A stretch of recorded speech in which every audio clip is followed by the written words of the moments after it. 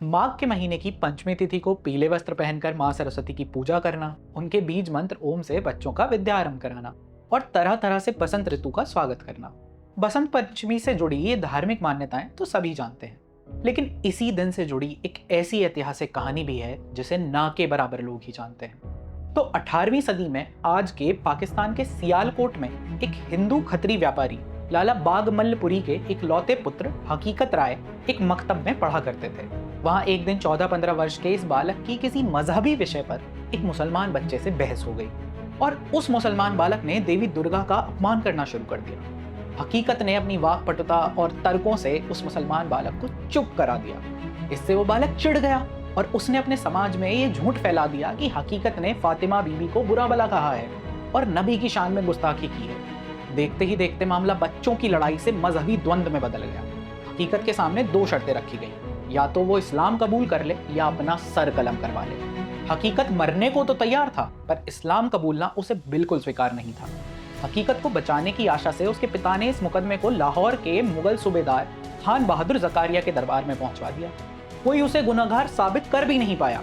फिर भी सियालकोट के मुल्ला मौलवियों के दबाव में हकीकत के सामने दो शर्तें रखी गई, या तो वो 3000 जात की ऊंची मनसबदारी और एक बड़ी जागीर लेकर इस्लाम कबूल कर ले, या फिर अपना सर कटवा ले।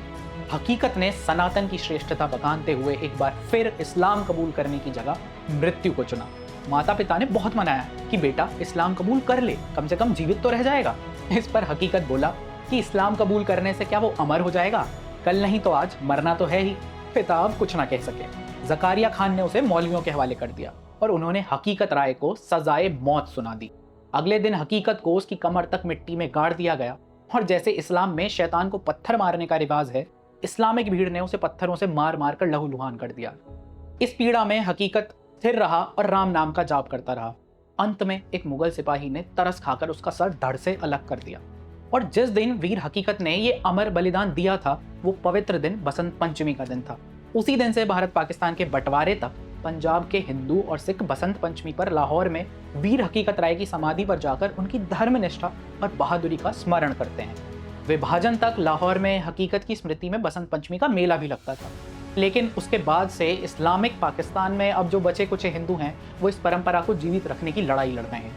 उससे भी कड़वा सच ये है कि भारत में पंजाब के होशियारपुर और गुरदासपुर में भी तो वीर हकीकत राय के स्मारक हैं, लेकिन वहाँ कोई रोक टोक ना होने के बाद भी पंजाब के युवा इस धर्मवीर का स्मरण करने की जगह बसंत पंचमी के दिन केवल शोर शराबा, खाना पीना और पतंगबाजी करने तक सीमित हो गए हैं। आज भारत में वीर हकीकत राय का इतिहास बस एक नाम मात्र बनकर रह गया है, जिस पर बस अड्डे और स्मारक तो हैं, लेकिन लोगों की स्मृति से उसकी धर्मनिष्ठा और वीरता की कहानी कहीं मिट चुकी है। विचार कीजिए। धन्यवाद।